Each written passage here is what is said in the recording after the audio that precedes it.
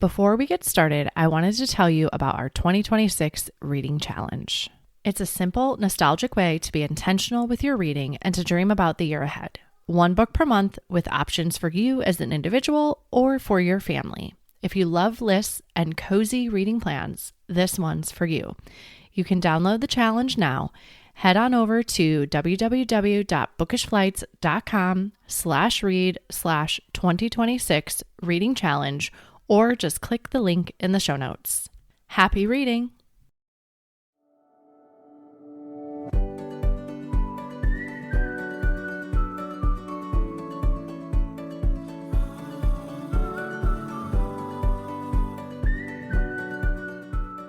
This episode is sponsored by Haven, a new imprint dedicated to romances with all the swoon and none of the spice. If you love celebrity romances, second chances at love, and books that will make you laugh and cry, pick up Even After This by Deborah Clack. And for historical romance girls, read A Deal with a Debutante for a he falls first marriage of convenience that is both hilarious and swoony. Follow Haven on social media at Haven Fiction and sign up for their newsletter at havenfiction.com for exclusive giveaways, sneak peeks, and more. Welcome to the show. Hi, I'm Cara Infante, and this is Bookish Flights, a podcast where we tell our stories through our favorite books. Each episode features a bookish guest where we will talk about reading, life, and the seasons we're in, all through a thoughtfully paired book flight of recommendations for you. If you're looking for meaningful book recommendations and a space to slow down, you're in the right place. In today's episode, I am chatting with Theory Knight. Theory wants to be a pilot someday and loves Hawaii. Theory is a huge sci-fi fan. The Orville, Nothing Left on Earth Excepting Fishes sang to her soul as the coolest sci-fi episode of any show ever made. She also loves guavas, except those little baby bitter ones, and is thankful for good vacuum cleaners. She believes in the therapeutic value of road trips and is only organized because of technology. She would rent an apartment inside Canadian Tire if they'd let her, and truly wants world peace more than anything. Welcome to the show, Theory. Thank you for having me. Yes, I love this bio because a lot of times I feel like our bios are like those very just bland, like tell you a little bit of a snippet, right? All the labels that we are, but I feel like we really get to know you in this bio. It's like, what bio are you pulling? And then when you read it, I'm like, oh. Yes, this is fun because normally I'm like trying to tease out a little bit from your bio, but I'm like, there are so many ways we could go with this. It's for me to get to know you a bit more. Great. That's great. You know, I have to admit, I don't know what is Canadian Tire like Firestone, like a fire shop or the fire shop, a tire shop? It's sort of like a Home Depot, but more towards like car stuff. But basically it's like Home Depot in that it's just got everything in there. Okay, but only related to cars. No. Okay. It's I guess they've got like toys and gardening stuff and car stuff but they don't have wood like Home Depot wood. They don't have those, but they have the tools, but just not the supplies. But you can get like plumbing things there, like anything. I love that. If you want to like make any kind of invention, you can definitely get all the pieces you need at Canadian Tire. Yeah, and then your kids could get toys right along with you. Yeah, or you can get toys. Now I'm like so curious about a Canadian Tire. Like now I think I maybe need to go. So definitely you do. If you come to Canada, go to Canadian Tire. Yes, okay. I'm adding it to my list. My good friend here is Canadian. I'm gonna have to ask her about it when I see her. You know, I didn't include in there that we're here today to talk about your newest novel, Jingle Bells, Sasquatch Smells. Yes, it's I realize it's coming out a little bit late. I intentionally did that. I wanted it to come out in February because I think living in Canada, but living in a snowy part of Canada, around February you're just like, I can't take this anymore. It's not fun anymore. It's not, you just are so done. And I thought, if you have one more little thing to look forward to that's still enjoying the magical part of winter. But in February, Yeah. when like all of the magic is sort of finished, then that's great. Yeah. It gives you a little bit of hope, right? In those, Yeah. yeah, I am from Chicago, so I know what you mean in those like long, drawn out winters seasonal affective disorder is a thing. Yeah. Yeah. I think so too. And I think if you just have something in February, then you can pretty much get through it. Yeah, I think maybe that's why spring break was invented, right? Like I feel like a lot of people escape in February or March because they just cannot Yeah. take, and you're potentially in it till April or May. So like you do need a break in February or March just to reset the mind. Totally. Like, yeah, like in February you're so done, but it's like, no, we've still got months left of Yeah. this. Yeah, there's no Yeah. guarantee until like Memorial Day, at least in Chicago. I don't know about where you're at in Canada, but Yeah. True. yeah. Is that's like the May long weekend? Yes, yeah, at the end of the Yeah. month. Totally exactly the same. Yeah. Yeah, absolutely. Well, so you have Jingle Bells, Sasquatch Smells coming out for listeners that maybe haven't had a chance to pick it up yet. Can you tell them a little bit about it? Yeah. So it's set in a place called the Cartographer's Rook, and it's like a big castle kind of hotel in a snow, like a mountain snow resort. Uh, and it's got a very interesting history that, so this book is one of, it's the first book in a series of 6 books. Okay. And so I don't want to like spoil the secrets that are coming along, but it's got a very interesting history and it has had lots of interesting owners over time that have really put their mark on it. So um, it's got maps and rocks and crystals and secret passageways, and is a very, like, the building itself is very fascinating and interesting, in addition to some other secrets that the property has, which is cool. That But the sounds fun. book itself, yeah, is about um, they're attacked. There's an invasion of Sasquatch. Let's just say that. Okay. So there, you're in this interesting site, and then there is an invasion of Sasquatch, and you're wondering why, like, why all of a sudden, if they've just been in the woods quietly minding their own business, why are they out there now? Yeah. Oh. And then obviously they're on this very unique property, so there's all of that. That's all going on in the first book? Yes, yeah, Oh, yeah, I love it. It sounds so yeah, fun. There's so many like unique pieces of this. yeah. It's fun. Yeah. Are these things that you had interest in before, or you're like, oh, okay, I'm just gonna put, it just come to you in your creative process? I guess all of these things are things that I love. Yeah. This this series is a collection of things that I love and a place that I want to be. Yeah. But life is funny and life is hard, and so, excuse me, even though I want to be in this place, um, the darkness of me still is coming with me. So, like, it's funny, but it's dark. Basically, they've been through, the main characters are a married couple, and they've been through a lot. They end up inheriting not the building itself, but a contract to look after part of the building, and so they're coming from a bad situation. They come into this job, which is primarily customer service to difficult clients. Okay. So they they're having a challenging time, like all of us do. Yeah. Everyone is answering to someone, and customer service, it doesn't matter if it's just your boss in an office, it's your customer. Yeah. It can be difficult, and so you find camaraderie with your fellow workers, uh, and can see the humor in the situation sometimes. I'm not describing that well, but No, but I know what you mean though, because I think, when you've been a part of a work team like that, right?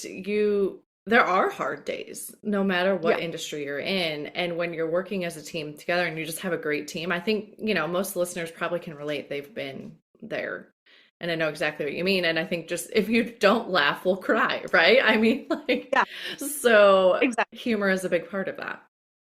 Yeah, and I think that's exactly what this book is if you don't laugh, you'll cry. Yeah. And so the situation is so bad, but you just have to laugh because there is no other option. And you have to survive as well. Yeah. And you look around, right, in those moments, and it's the people around you that get you through, right? Yeah. I mean, if you didn't have that, it would just be even, I mean, who knows, right? But I think you just look around yourself and when it's chaotic and a mess, and you're like, well, at least we're in this together. Like, Yeah. Yeah, and I hope that when people read it, they'll identify and the characters will resonate. They'll be like, yeah, these are the people, like these characters have the characteristics of the people that I work with that make my workday good. Like, sometimes you just see someone and you're like, that person would be so fun to work with. yeah, Those are the people who they work with. yeah. How fun. Well, you kind of already alluded to it, but one of my questions I normally ask is, what is your wish for readers? What do you hope they'll take away from this? I hope that in this hard life, like I don't want to be super negative, but life is hard. Yeah. I hope that people um can escape into it and laugh. Like it, instead of like I'll talk about it more when we go into the books, but like um you can see something really scary, but if you're with someone and they tell you yeah, this is scary. Yeah. Like it is. But we're here together and also this is a little bit kind of funny. Do you see this sort of corner that's kind of funny about it? It makes it like more okay Yeah. instead of just like burying your head in the sand and pretending it's not happening or like disassociating and like going into like a numb place where you don't feel anything.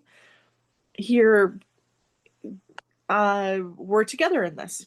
And I just want people to know that we're all together in this insanity and no one's doing better than anyone else. We're just all together in it. And it's hilarious how bad it is. Which you can't see in that moment, right? Until sometimes I think you can look back and be like, it was so funny, but in the moment it seems like the worst possible thing. So I think Yeah. when you can reflect back, you can see the hilarity in the situation. And my husband, like, I think of a couple stories where he's like, this is going to make a great story one day, which is like the last thing you want to hear when you're in the chaos. But then now, 8 years later from whatever story, right, we're telling it as a story and it's Yeah. hilarious. But in the moment, Yeah. you're like, this just sucks. Yeah. Yeah. And some people really have the ability to just Yeah. call it like it is, and it just can strike you so funny and just release that tension. And so, yeah, even though the main characters are not necessarily like that, the supporting cast is very much like that. Yeah. Just calling it like it is and making you realize, yeah, this sucks, but it's also funny. Yeah. And even, I feel like we're talking about this in dark times, but I'm thinking, I mean, even just stressful times, right? Like even just like a Yeah, high stress situation fits the bill for this too. yeah, absolutely. Yeah. Who was your favorite character to write when you were writing this? Oh, honestly, I like I'm 46 and I don't write anything that's not my favorite. Yeah. So I just brought my favorite of everything. Like even the terrible characters, they're like my favorite kind of terrible. I love it. I just had so much fun. There's nothing in here I didn't want. Yeah.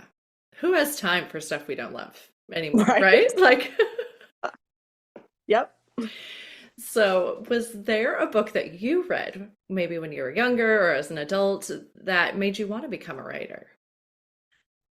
Honestly, like Orson Scott Card's Ender's Game, Yes. Yeah. I I was like, wow, you can do that. Yes. Like I don't think that people should watch the movie. I think people should read the book. Yeah. Because like it there's a moment that your brain just goes, "What?" Like that's what, like, if I could give people that moment, Yeah. that would be the ultimate. I love it. Yeah. I will say I have only read the book. I have not seen the movie yet, but Perfect. yeah. The movie like gives away too much. Yeah. Yeah, I mean, I can't speak to that, but I did love the book. It was great. And Uh-huh. it's a Uh-huh. trilogy, right? Is it a trilogy? Yeah, Okay. I think it might even be more. Like there's a lot of books that came after. I feel Yeah. like that was the one that cracked my brain open. Yeah, that was the one. You're like, all right. Yeah. Yeah, it got a hold of you. I think that's Yeah. lovely. Well, let's switch gears a little bit and let's talk about who you are as a reader. What type of books do you enjoy reading? I love reading everything. Like I will read just about anything. Yeah, nothing that you're like, nope, I don't go there. Uh to be honest, I haven't read very much fantasy. Okay. I haven't read any actually. And I know it's so huge. I don't have a great memory to keep like a Mhm. million details straight. So if it can be sort of tied a little bit to reality or science fiction where I'm already kind of used to that, like I grew up with Star Trek and stuff. So Yeah. like I'm already kind of familiar with that stuff, but I'm not familiar with like magic and spells and stuff. So it's just all extremely foreign to me and I have a hard time. But pretty much anything else Yeah. I'll read. Yeah, maybe there'll be like a hybrid crossover or something that will Yeah. hook you. Yeah. How in your busyness do you find time to read? I usually have a book with me. Like I always have on my Libby app Okay. or Kindle or whatever. Um and if I know that I'm going to be waiting somewhere, I'll take a book with me. I always have a book in my suitcase. Yeah. Yeah. Yeah, and then I read every night. So I think what is it? James Clear, the Atomic Habits guy. Like that's one of his uh, recommendations, right? Is whatever you want to make a habit of, like you have to have that thing with you yeah, and be visible. Like you have to know it's there to make it a right. habit. So that's one of his things too. I wanted to ask you really quick. I love your covers of your books. I feel like they are so striking and bright. And how do you do this whole cover design process? Oh, well, I'm married to a graphic designer. Oh, okay. Really So you got one foot in yeah, there. yeah, yeah. I loved like Tiger in My Tank. So he did, so it's like a tiger face, Yes. but the stripes are car treads, like tire Yeah. treads, which is so perfect because it's like a road trip book, and you know, like the main character definitely has the feeling like she's been run over by many vehicles. So it's really really perfect, but she just keeps on going because she's got a tiger in her tank. And the new one, Jingle Bells Sasquatch Smells, I just absolutely love the cover he did for Yes. that one. It was not what I was expecting at all, but when I saw it, I was just like, I am in love with this. Like, Yeah. it's so perfect. Yeah, what a good team. Do you give him like ideas or is he read your work ahead of time and then he goes with it? Like how's that work? Um, it it's not a great process. He just But hears you we talk about it sort long enough or yeah. Yeah, I think, we've been married a long time and so we work it out, but Yeah. it like when you're uh two artists trying to work together and you both have sort of different visions or I don't know. But he's so patient with me. Like I'll just be like, "No, that's not quite right," or like I just don't like this little section right here. It just needs to be more up. And he's like, "I don't even know what you're Yeah. saying." That's not in my language, but okay. Yeah. But he just works it until I'm absolutely just delighted, and yeah, Yeah. he's amazing. Yeah. Well, listeners, you got to go check out her covers. They're all so fun and bright and they just catch your eye and they're great. So I wanted to make sure I brought that up. Thank you. Yeah. Well, you have also brought three books with you today in the form of a book flight. Can you tell us how you chose these books? Yeah, so the theme that I kind of went with was scary, funny books that reset my nervous system. I love it. So it's kind of like I lived in Asia for a while, and like close to the equator is hot, and people would tell me, like, I would be looking for an ice drink and they would be saying, no, have something hot, have hot tea. Because if you have something cold, then your body will like turn up its own heat Oh, to like fight that cold that you're drinking. But if you have something hot, then your body knows to get rid of the heat. So I like, it was just a unusual thought to me. yeah. Did you adapt And I it? Like, how did it go? Yeah, it works. Wow. 100% it works. If you have a cup of hot tea on a hot day, you will cool down better than if you have like a Slurpee. Even though I know it's counterintuitive, but it actually So works. should we be doing the opposite in winter, like drinking ices in winter, I don't like I do that, but I don't know why I do that. I don't know if that actually warms me up or Yeah. not. I just I mean I see exactly what you're saying, but it's so like I feel like it's not what you're craving in that Yes, right moment. right, Yeah. right. And so that's the same with books. I think Okay. when you're having a really hard time, you might think, "Oh, I need something like just really like happy." But actually, if you like take it up a notch and just go like even darker than you're feeling, then it forces your body into this like reset of your nervous system. Like kind of like if it's hot out and you go into a hot tub, Yeah. it goes over your limit and then you just get like a reset. So that is a concept that I just sort of discovered after going through a bunch of hard times and reading a bunch of really dark books. I realized it's actually like pushing me past my limit and then making me feel better in a way where I could just put my eyes over the words of a happy book and not actually take any of it in because I'm still thinking about my problems. Yeah. Almost like I feel like the happy book could be the band-aid, right? Like it doesn't really solve the problem. It just kind of Yeah. temporarily Or if, fixed. yeah, or if I can even take it in. Like I probably will just have been looking at the pages but not Yeah. actually taking it in. Yeah. Do you ever get, so I haven't tried this, so I'm interested, but I'm gonna try it next time. But do you get like, as you're talking, I'm like, oh, is it like, well, you read this really dark book and you think, wow, I don't have it that bad. Like, does that Yeah, happen? yeah. I Okay. think I appreciate the things that I do have. I look and I think, like, you read a book about someone in the desert and they're just so thirsty and they just can't get water and their skin is dry and their hair is dry. And then you are, like, have this big drink of water Yeah. and you have conditioner in your hair or like you can have a You shower, can right? find running water. Yeah, Yeah. such basic things that you definitely have in your house, and it just makes you appreciate, like, look what I have. Look at what Yeah. I have. It's a bit of a I have lip gratitude balm. practice, to be corny about it. Yeah, totally. Yep, I think so. Okay. All right. I love it. I'm seriously gonna try this the next time that I go into that downward spiral. I'm going there. Cool, Yeah. cool. So why don't you tell us what was the first book you brought?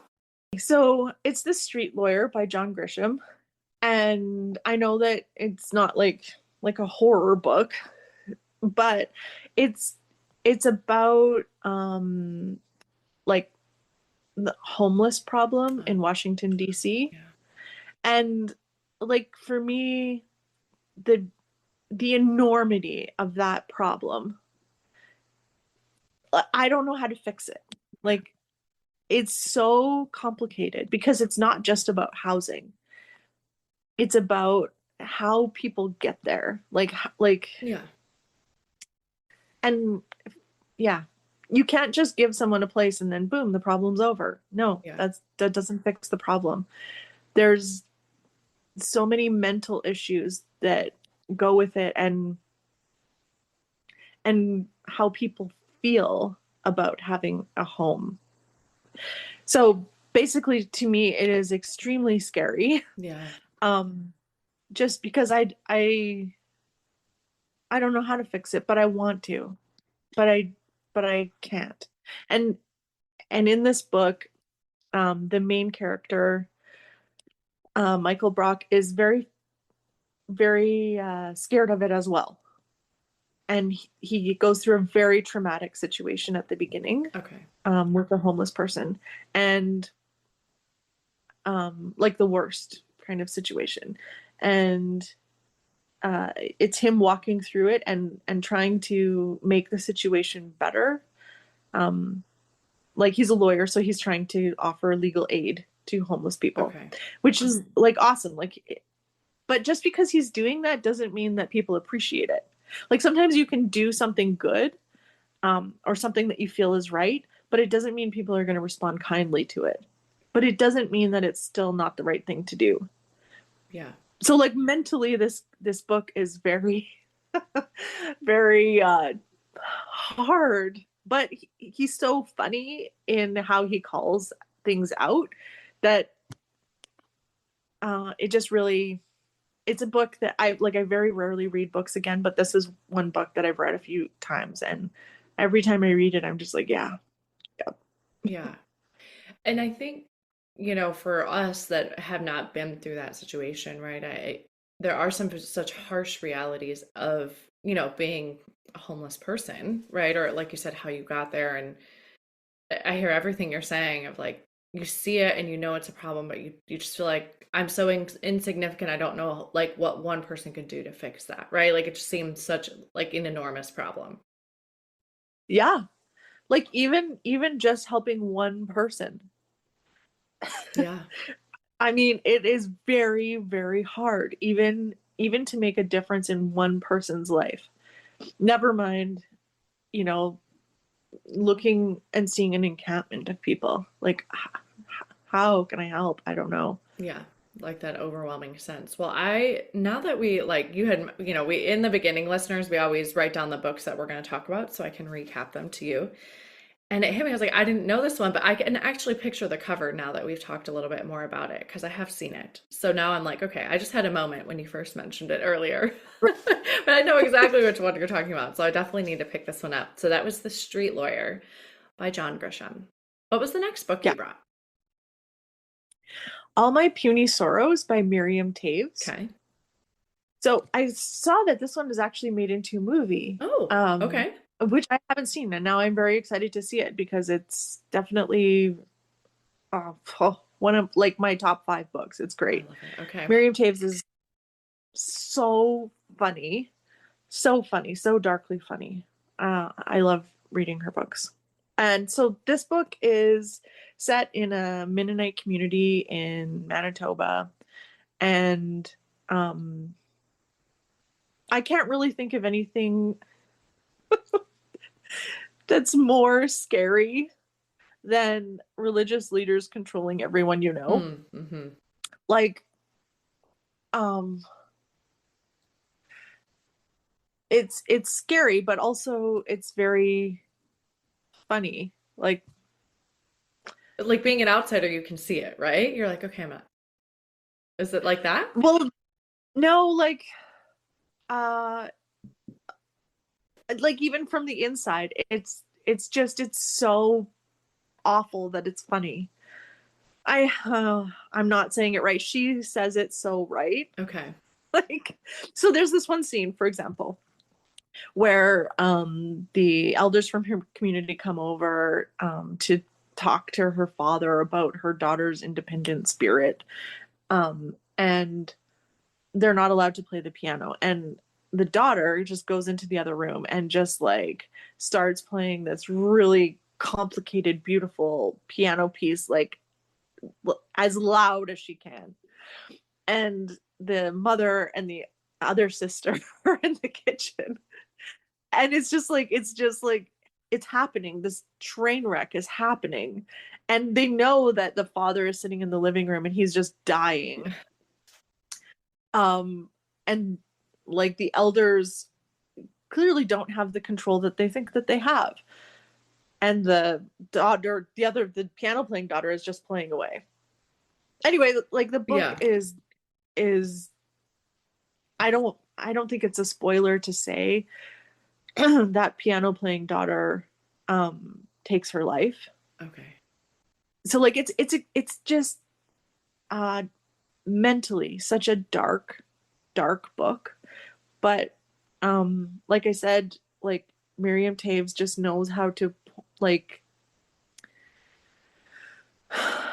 point at it and say, yeah, but it's also funny. Like, isn't human nature ridiculous? Like, it's so dark that it's funny. Yeah. Yeah. Like back to like, if we don't laugh, we'll cry. Yeah. Yeah. Yeah. So when I read this book, it does that thing for me where it resets my nervous system because I'm just like, I'm not in this situation. Like, I am not facing what she's facing. I am grateful for the things that I have. Yeah. Well, I definitely am like, I didn't even know Marion Taves, but now you've introduced me to her. I'm like, oh, I have to go check out these books. So that was All My Puny Sorrows by Miriam Taves. So thank you for bringing that. And then your last one was your book. So Jingle Bells, Yeah. Sasquatch Smells. Everybody got to go. Seriously, you have to go check out her books. Also the covers. Like go like it is all fantastic. Where would you like them to come find you? Like where's the best place to reach you? Instagram. Instagram. Perfect. Yeah. All right. I'll have a Yeah. link for that in the show notes too, in case listeners are like, I'm driving, I can't get it. Like it'll be in the show notes as well. So thank you so much for bringing those books with you today. I am excited to try this next time my brain is in that, like I said, that kind of downward spiral of negativity. I'm going to go try one of these and get me out of it. Hit the reset. That's great. Yeah. How I love to end our show is with a speed round of questions you can answer really quick. Are you a rereader? You've kind of mentioned this already. Not usually. Okay. There's probably 20 books I've reread. Yeah. I have been doing a thing lately where I would say over the past 3 years, where I've been trying to go back and reread books that were assigned school reading, like in high school, Uh-huh. and some of the classics. Because I feel like when you read for assigned reading, you read very differently, right? Because you're like just reading for the deadline or to write the paper to take the test on it. So I've been trying to revisit or reread a classic, maybe a handful of times in the year that was assigned to me in school. Cool. Yeah, and it's been That's way really more enjoyable. Like, yeah. and I don't know if it's because maybe just I'm older, so like I understand the concepts a little bit more and I've read a lot more at this point in my life, or it's just because I'm not reading under assignment while doing it. I don't know. I haven't figured it out yet. Yeah. Yeah. What is one book you read that has changed your life? I loved the collected plays and poems of Oscar Wilde. Oh, yes. I just totally loved it. I think I read it in high school. That was my first introduction to it, and I think I already saw the funny dark side of things, but he sort of showed me that I could shape those scary thoughts into something better. Yeah. And make it something like consumable and enjoyable. Yeah. And shareable. I love it. Thanks for sharing. We have not gotten that one before. I love it. Where is your favorite place to read? I just read wherever. Like, I think I'm probably most of the time, if I'm doing long stretches, I'll read in bed or like on the couch. Yeah. But I'll read in lineups, or I used to read while I was walking to and from work, but I don't have that commute anymore. So that sounds ideal. As a writer, though, as a writer, I like to think of people reading my books in nice places. Yeah. Take it on vacation, right? By Yes, poolside or Hawaii. please. Take me on vacation with you. Yes. Lastly, what are you reading next? I just started Dungeon Crawler Carl. Okay. By Matt Dinniman. And basically, so the Earth is thrown into like an intergalactic game show. Ooh. Yeah, it's pretty, I mean, it's deadly, but also it's quite funny. Yeah. I guess that's the theme just of my life, is deadly but funny. It kind of reminds me a little bit of The Hitchhiker's Guide to the Galaxy. Okay. But the references in it are more modern. Like, I mean, they're what I recognize. The Hitchhiker's Guide to the Galaxy, lots of the people that were mentioned in it, like politicians and stuff, I didn't know who they were. Yeah. I could still get the point because of the gist of it, but this one, it resonates a little bit stronger because it's familiar. Yeah. Fun. Well, I hope you enjoy it. Thank you. Yeah, so thank you so much for coming with me on the show today. I know your time is precious and I appreciate all you've given me.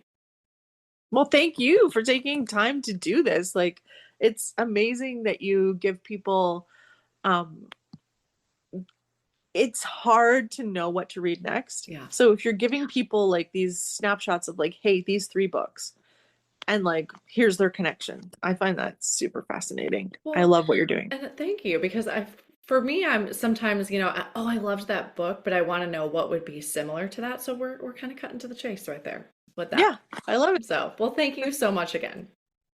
Thank you. Thank you so much for listening to this episode today with Theory Night, including her book flight of scary, funny books to read in times of darkness. We'd love to know what other books you'd pair with this book flight at bookishflights.com. If you enjoyed the show, please head over to Apple Podcasts and leave a review. Your review not only helps the show, but it also helps the podcast to reach others. Make sure you are subscribed on Apple Podcasts or Spotify to make sure you will not miss an episode. That's it for today. Thank you so much for listening. As Emma Thompson said, I think books are like people in the sense that they'll turn up in your life when you most need them. Cheers to you, dear readers. Until next time.